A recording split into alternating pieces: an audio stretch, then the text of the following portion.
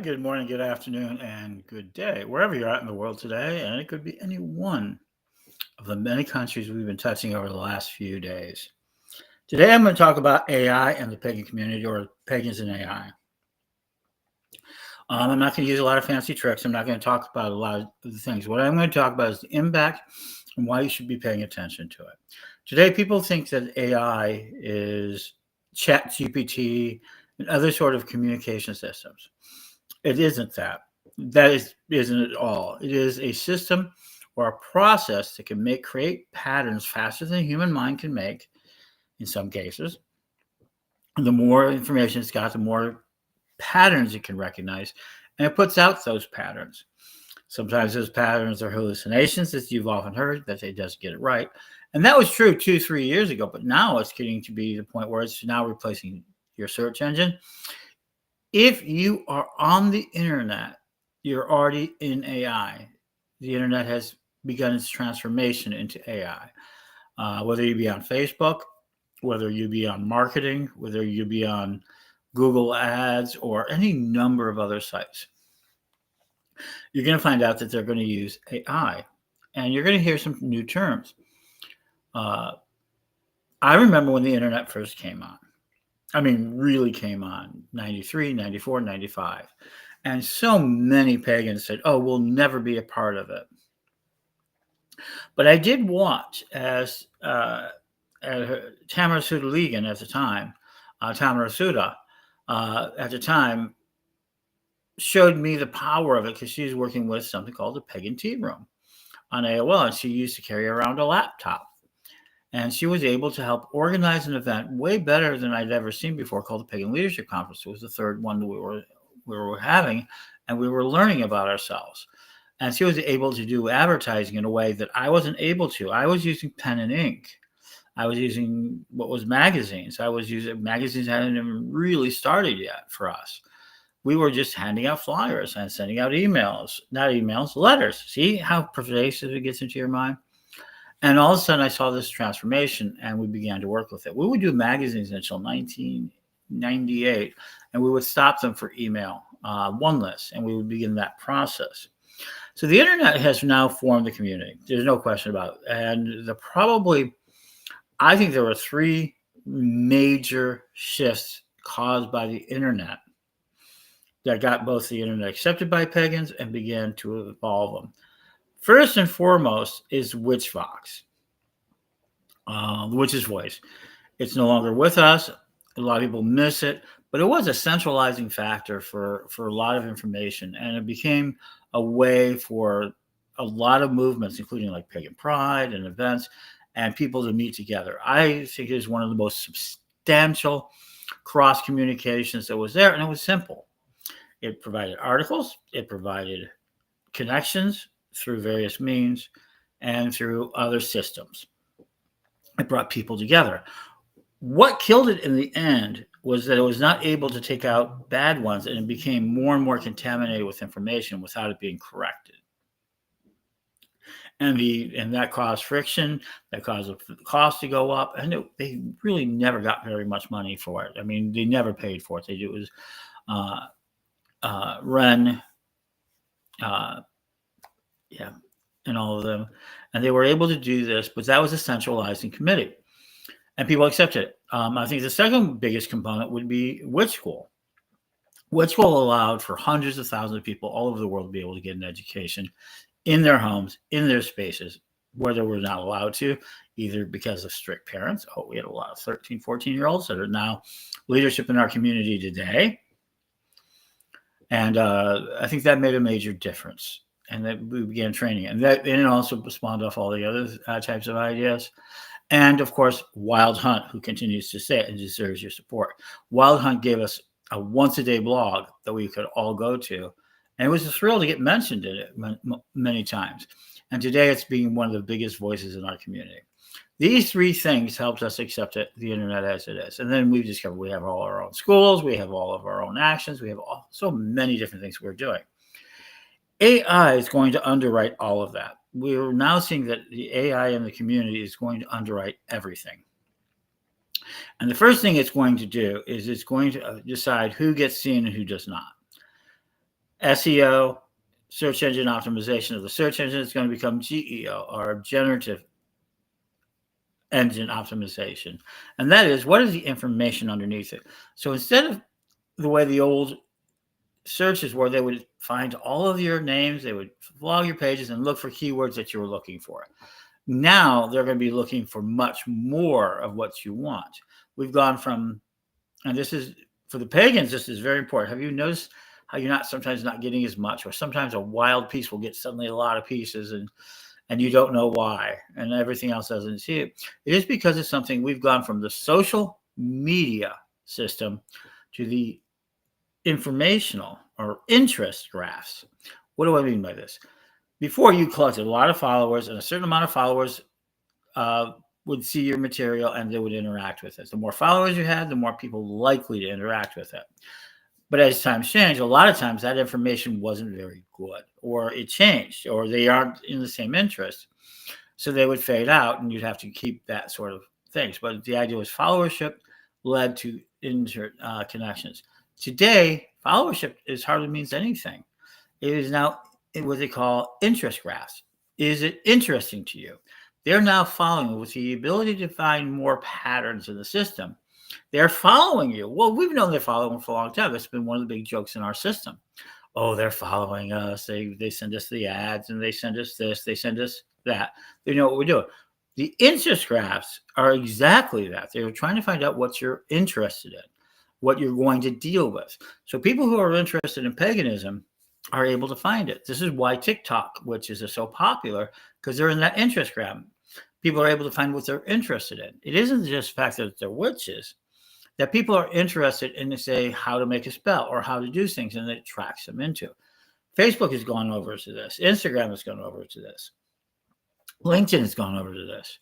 LinkedIn is probably one of the best places to go. So we find content that we're creating is of interest. And the problem with all of this, it feels like, oh, yeah, well, I'm interested in it. You can create these sort of echo chambers. That's hard. You've got to work against that. Well, how do you do that? You ask questions outside of the norm and everything else. Now you can use ChatGPT. I use ChatGPT quite extensively to do my editing. It is the most gentle editor I've ever had. I've had a lifelong difficulty with editors. They've been I do not see them as gentle or friendly. I have yet to meet a friendly editor. They may be love me. They may adore me. They may be one of my best friends, but they're never gentle in the editing. It's some sort of badge of honor to badger somebody who does terrible writing. I do terrible writing. I've got better. I've got great ideas, and I'm learning. Well, ChatGPT has allowed me to ask for an editor, and they're gentler, and they've been able to allow me to produce material that sounds more like me than I can produce. But they're not creating the content. I'm creating the content. So I'm going to share a little bit here. I've got some information. Yeah, here we go. Okay. So something prophetic is coming. The skies themselves can't hold it back. Ha, ha, ha. It is the fact that we're about to enter a completely telecosmic world that is going to be absolutely outstanding to what it is. And what do I mean by that? I mean literally that it's going to be wireless. We're going to see all of our communications that. We're going to have full-time, full-view ability to be connected to the internet at all times. And you're going to say, oh, I wouldn't want that. Well, you're already there with your phones. For people who said they didn't want on phones, people can't leave their phones alone for a long time.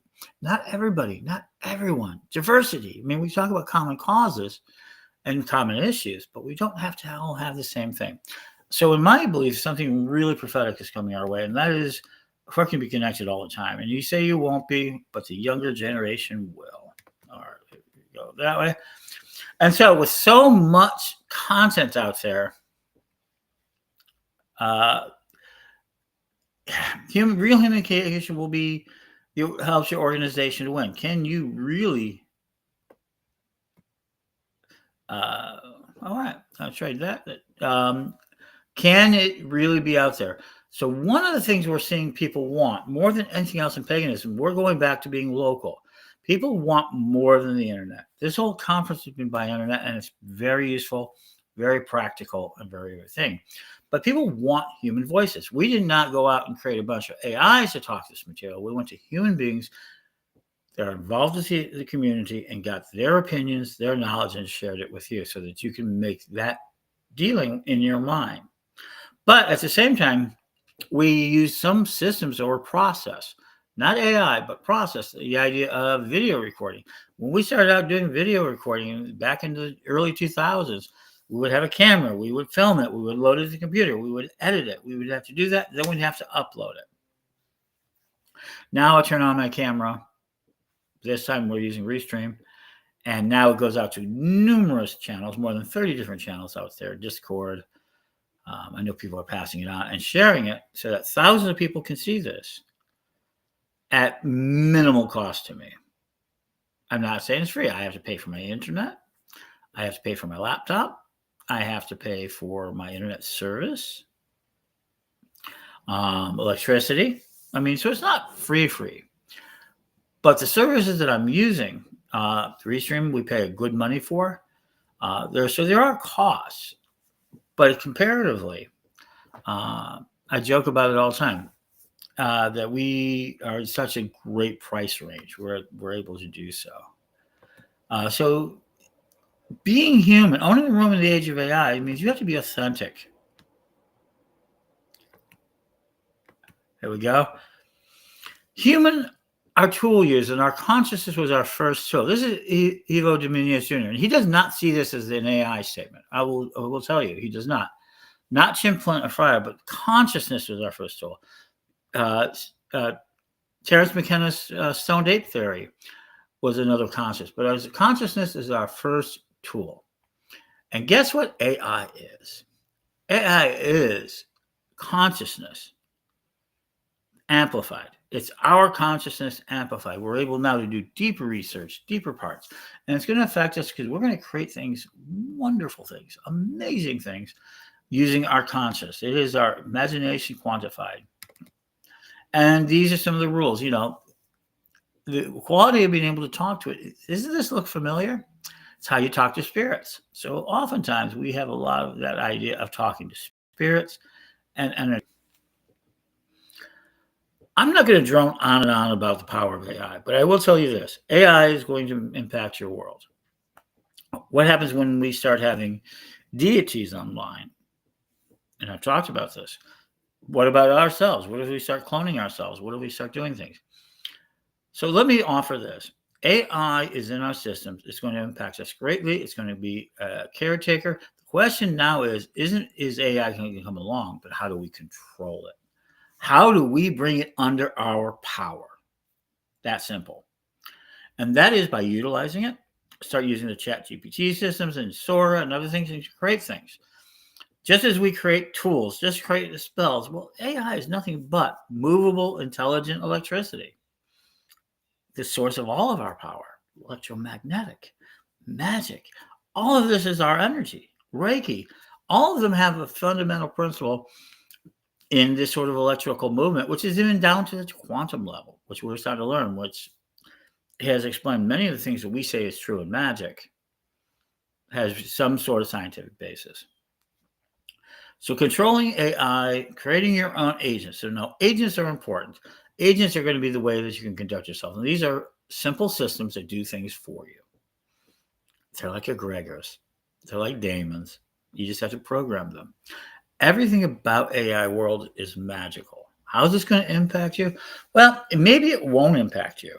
Maybe you're of the generation it won't impact. So the internet didn't impact everybody. It does now, but not back then. But if you were born in 2025, where they're marking it as Generation B, I don't know why they did that, but they have, you will never live in a world that doesn't have built-in intelligence. You won't.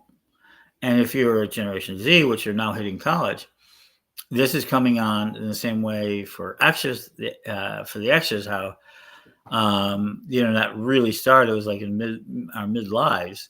And for the next generation, millennials, where they picked it up as teenagers. You know, now Generation Z is completely enthralled with the internet. And Generation B will never know a world that does not have it. So why is this important to pagans? Let me go ahead and just send it. If we can learn to utilize our magic, our words, our ability to imagine, our will, our creativity, and to utilize these skills of construction, language construction, that is very different, that is programs and rules and spells, and convert it into what is already there. They're already using magical language. What is auto-magical? When you make a wish and it happens through your system. Oh, I'm running out of toothpaste. Oh, they just delivered me another toothpaste. Auto-magical. I want to take a trip to Vienna. And then all of a sudden, the systems will go and they will utilize and book your flights. They will book your hotels. They'll give you all the things that you like. And you don't have to say anything. It'll just do it for you. And you just point it out. And it will know your preferences. And when something goes bad, it'll correct it for next time. They're using words like charming. Is the app charming? I mean, does it hold your attention? Does it thrill you? Is it cute? Is it any way that makes it charmed? Synthetic telepathy is coming in more and more. You're hearing that talk. You're talking about all manners of language that is considered magical. Teleport is the used way of information transferring. Avatars, Akashic records, all of these words are being used in the AI world. So how's it going to impact you? That's your choice of how it impacts you. But it's definitely going to get in the way of jobs. It's definitely going to get in the way of that. And the next generation of pagans are simply going to communicate much more with AI. One of the things you'll see with the Pagan World Congress is the ability to bring people forward using some of the latest technologies for pennies, comparatively, it costs, of gathering all of us together and bringing it and taping it and filming it. Underneath all of this, of course, is systems that we use, Facebook, to advertise it and to do things, even our Google Mail. And all of these things are now being underwritten by AI.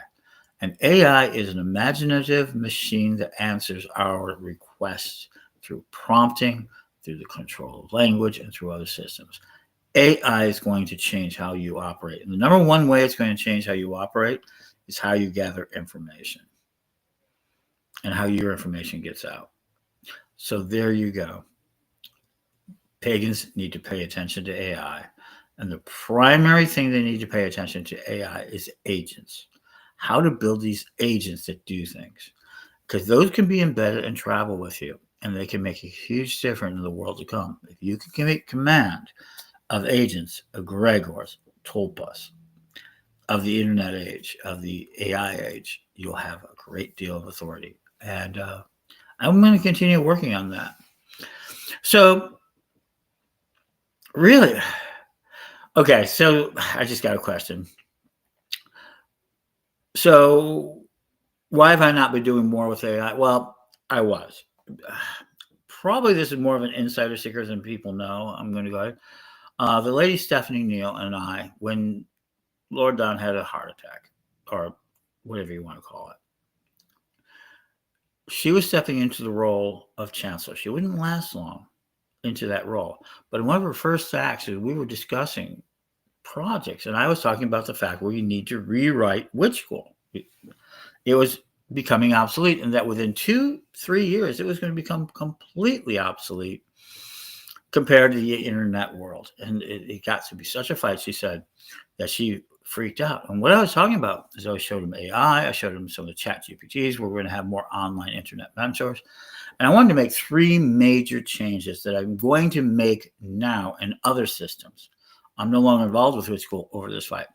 Number 1 was rewriting the base code so that it was no longer just a database, but it was an LLM based on all of our materials so that people could get answers through chatbots or what will become avatar mentors so that they could have 24-hour service of learning information. 2, that our testing system would be actually more expansive. What we were using and still use a old-fashioned question and answer they use, that would have been able to actually have a better test. Absolutely. And this would have been tests that were more applied to individuals because people learn in different ways. We believe in diversity. And so they would be able to take tests in different aspects.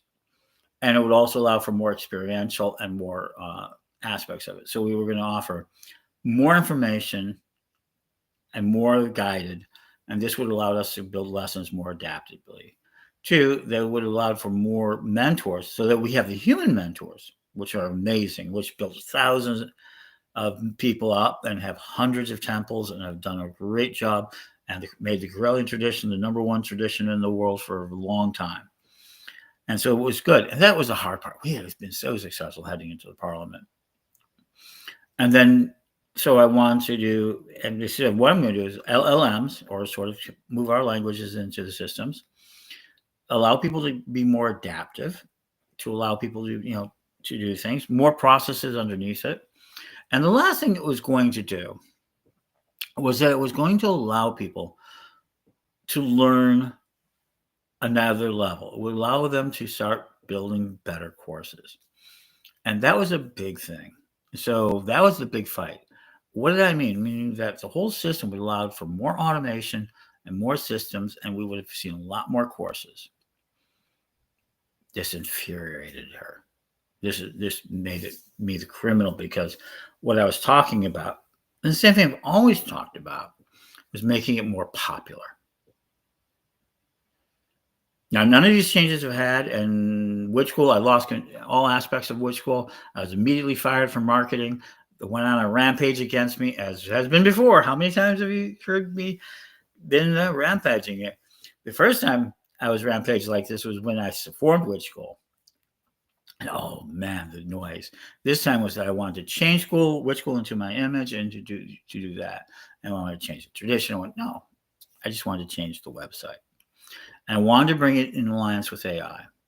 Anyone who's not bringing their websites into alliance with AI won't be here in 18 months, 2 years, max. So that's your window. If you're not hearing it today, 2 years from now, if your website is not interactive with AI so that it can be seen in various ways, you're not going to make your sales, you're not going to make your business, you're not going to communicate. On the other hand, you can be amazed at how much you can grow. So Pagans and AI, it's going to be as always, there's going to be a handful of people who are going to take on, and they're going to change, and they're going to control the narrative in our community. Anyone who's using AI regularly will understand this. You will take control of the narrative, and you will be able to talk and do whatever it is that you want to do. And maybe any number of things. And there are going to be those who don't, who are going to be very much like the off-grid people, or I don't want to be involved with it. And that's perfectly okay. And they won't be seen at festivals, and they won't have it. But then they won't have necessarily as much impact into the mainstream or into the internet world or the AI world or this outer world of communication. AI can't change what's in here, but it can change what is happening out here and how it relates to you. And so there are thousands of ways to make money. I'm going to be starting a group, much more of a group. You're going to see it around this Pagan World site that we're building. So please feel free to ask me any question about AI that you would like. And yes. And yeah, thank you, Black Crystal. Thank you, Don Lewis. Thank you, Raven. Thank you for raving about that. So that's what happened. You ever really want to know that last piece? Yeah, that it really did happen. I lost my entire focus, my entire movement trying to build education because I wanted to introduce AI. Don't be those people.